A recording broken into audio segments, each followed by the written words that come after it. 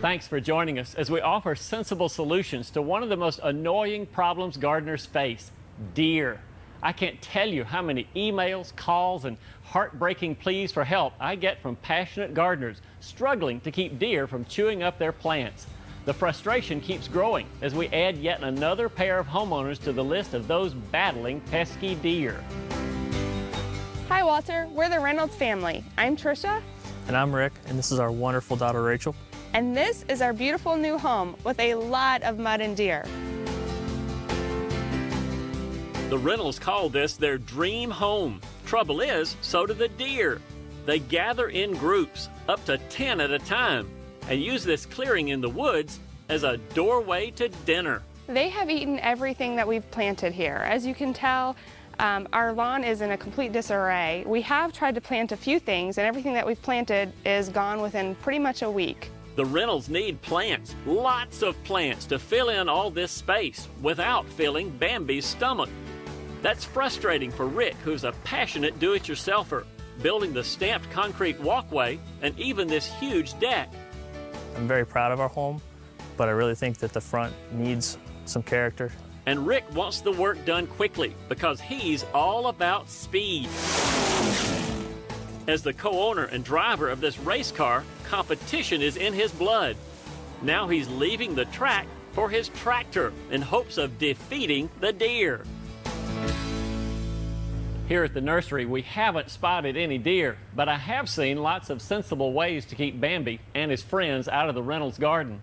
My guidelines for their new landscape start by not picking any plants deer like to eat. It sounds basic, right? But how many times have I heard gardeners say they'll get rid of everything except 1 or 2 plants deer like? You can't have any, and in my plan, we won't. And scale is important. The Reynolds have a big house, and we won't skimp. So let's take a look at my Garden Sense plan. This big space calls for a lot of shrubs. We're adding more than 20 of them to the garden. Velvet Cloak Smokebush has great purple foliage and a citrus scent that's a deterrent to deer. 2 kinds of thorny barberry will help keep the deer away. And 8 gray owl junipers give us some evergreen color. We're going to use trees on both ends of the landscape to give us a big impact. On the left corner, a Winter King hawthorn is another thorny choice that will keep deer away. On the right, a thornless honey locust, known as sunburst because of its bright leaves. We're using a lot of grasses because in my experience, they're the one type of plant that deer rarely touch. You can find my complete nursery shopping list at DIYnetwork.com. Type in your zip code to find out if these plants will work where you live.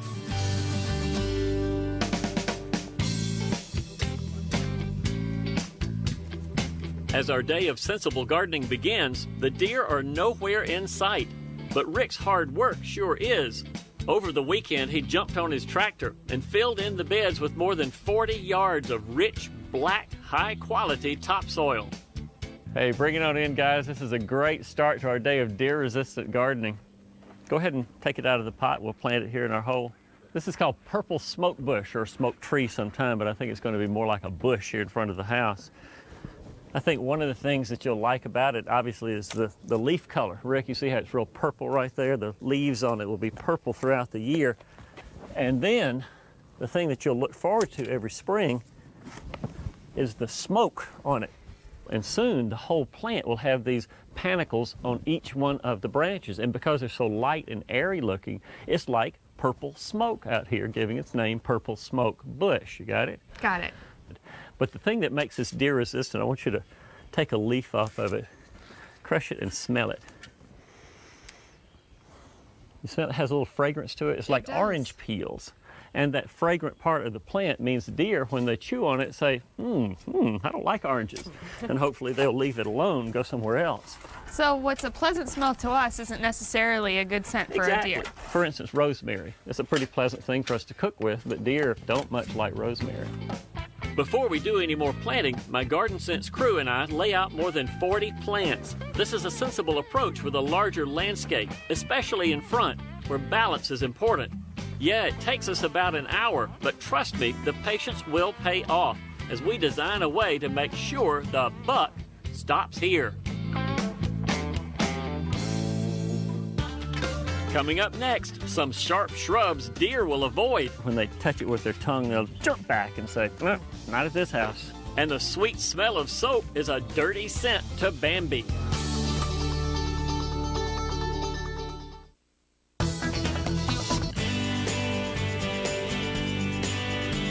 Back now to DIY's Garden Sense, where Tricia and I are using plants like these Jules Verne peonies that are proven to be deer resistant.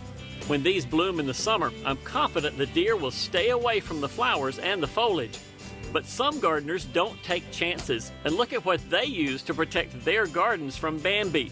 Soap on a stick. Friends have told me they swear by Irish Spring, and while I'm skeptical, many gardeners say the fresh scent is nasty to deer. Rick, this is a Winter King hawthorn. Feel this thorn right here. Wow. Pretty sharp, Yeah, right? that's pretty serious. You can see why a deer would not find this a very, very palatable tree. This is a neat one. I think you'll like it a lot. It gets about 20 feet tall, but the thing you're really going to like is these flowers, which I think have faded right now. They'll be white in the springtime, but in fall, the whole tree is covered in red berries, little red berries about the size of the end of your finger, and it is spectacular then when it has those berries on it. Sounds great. Let's go ahead and put it in the hole here. Oof, there we go. And a couple of shovels of dirt. That looks like the right level to me. Pretty straight. Oh, you know, one of the things we need to talk about before we're planting, come down here and I'll show you something. See these sprouts around the base right here? Mm-hmm. If I pull them back, I think you can see that there is a dramatic difference between this trunk and this trunk because this is a grafted tree. And so this is a different kinds of hawthorn down here, and all these sprouts that have come up from it are not very attractive. And basically they should be cut off anytime you see them occur during the year. So I will give you the clippers, and if you will, cut those off as close as you can to the trunk. Right. Now with most grafted plants, they'll reoccur during the rest of the year once in a while, so just keep your eye on them. Come out and take them off just like you did. Good. All right. To help fill in the front, we're planting Lirio. These will grow 12 to 15 inches tall. I like using Liriope in front because it's a grass-like evergreen perennial. All along the sidewalk, Tricia and Rick are planting pink hardy geraniums, a small perennial producing mounds of green foliage and tiny flowers. And also in front, one of the prettiest flowers of the day. You'd think they'd be a tasty target for deer, but they're not. This is Fire Witch dianthus, which packs a lot of color in a small plant, growing just 6 inches high and about 8 inches wide.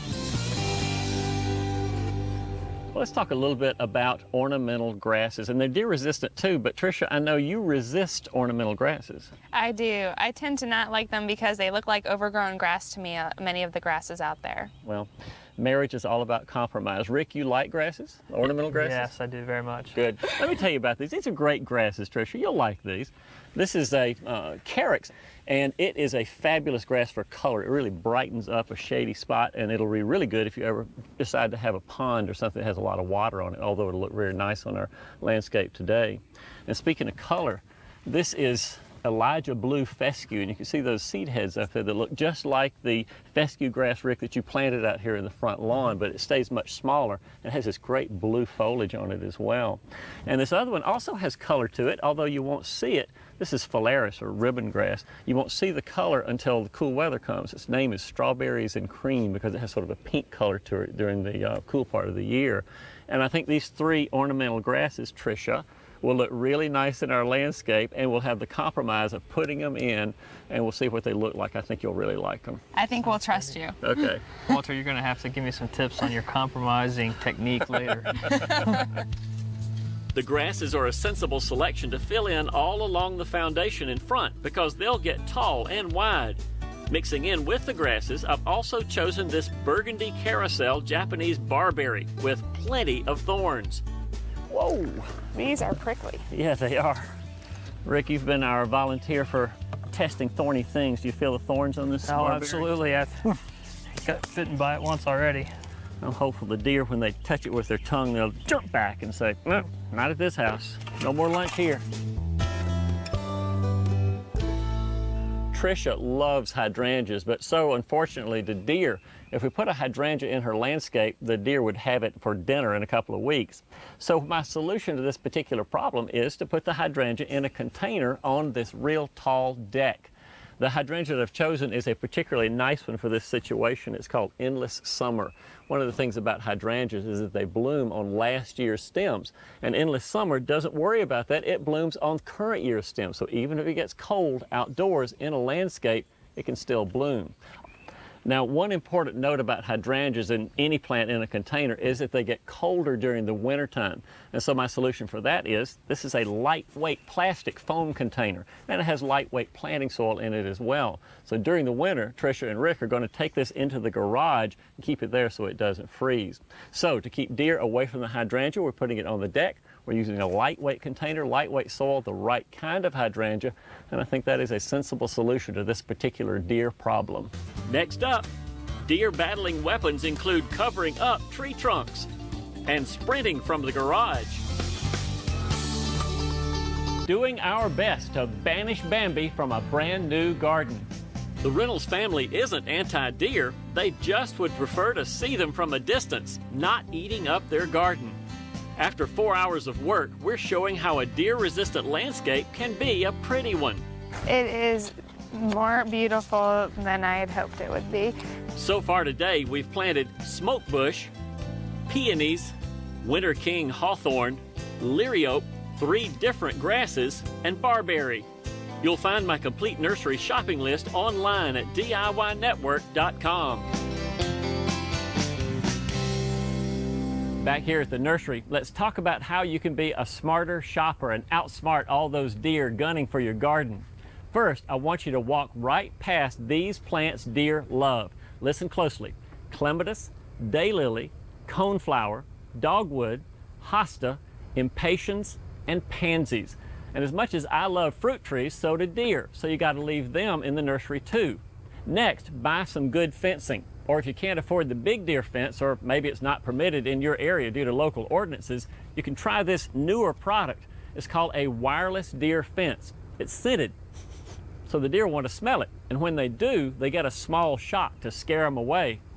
And finally, you'll find lots of deer repellent sprays. And I'm not endorsing any one brand, but you need to know that government and university studies show that repellents made with putrescent egg solids, or rotten eggs, appear to be particularly effective. The key is you'll have to keep spraying them on if you want to keep the deer out.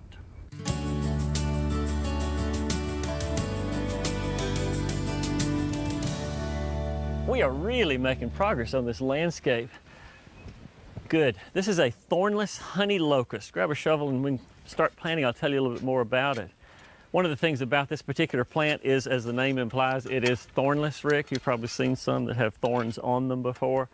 But it is very deer attractive. And why am I putting it in your deer repellent landscape, Tricia? Because we have another way of keeping deer away from a plant, and that's to use these tubes around the trunk, because deer will come up and they'll nibble on this sweet bark right here. Walter, as the tree grows and the trunk gets bigger, do we need to replace this and make sure that this stays in line with the tree? The trunk won't get remarkably bigger, but do your best to get the light-colored corrugated tubing like this rather than the black, because the black absorbs heat, it gets too hot, and sometimes that makes the tree suffer. So a light-colored tube like that is better than a dark-colored. My sensible tool to make sure all trees here take root is one of these watering rings. Just fill it up, and then it will slowly trickle out, providing the steady watering these trees need. I know it's not as cool as one of Rick's race cars, but it's an important tool to help this landscape thrive.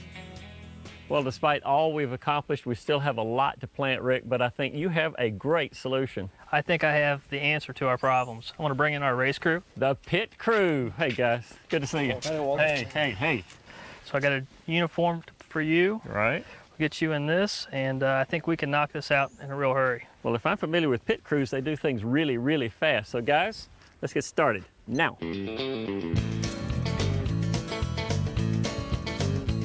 To fill this end of the landscape, we use 8 gray owl junipers. And while our crew is fast, this is a slow grower and very compact.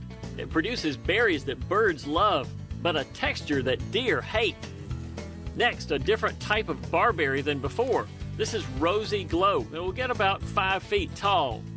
And the crew is making fast work with a fast-growing grass, avalanche feather reed grass. It's a newer hybrid. It has narrow, pointed tips that deer hate.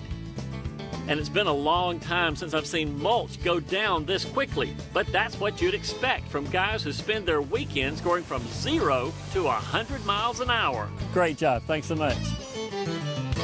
Next up, the landscape is finished, but the work is just beginning. You'll see what it will take to keep the plants growing and the deer away.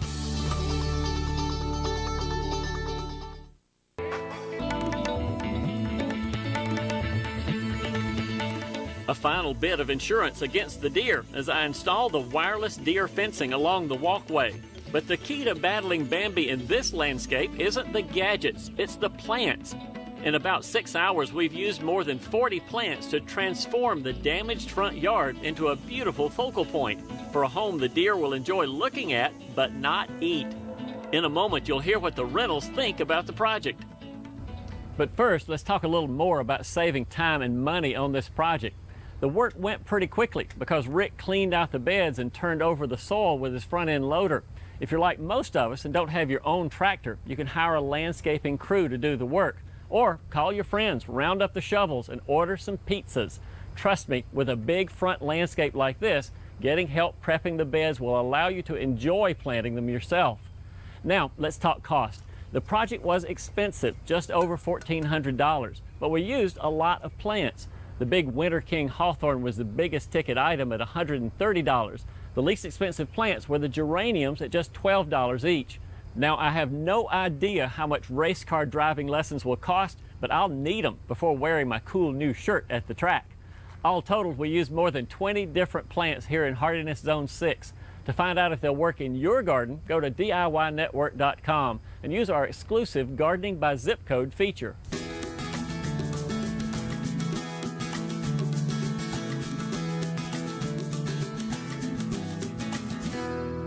Well, Rick, Tricia, and Rachel, you now have a mighty attractive landscape that will not be attractive to deer.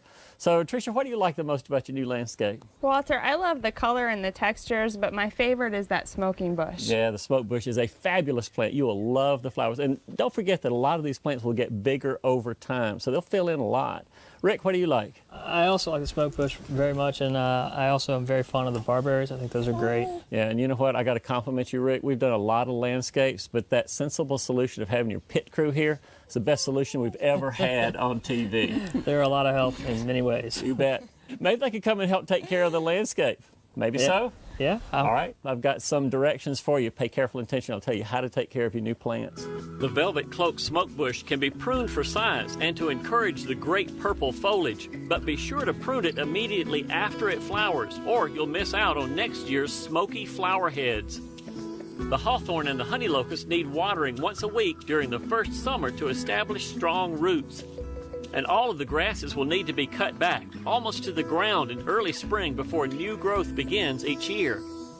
Well, you have a new landscape, you have new plants, and we have a wheelbarrow, thank you, Jace, full of brand new tools to take care of your new landscape.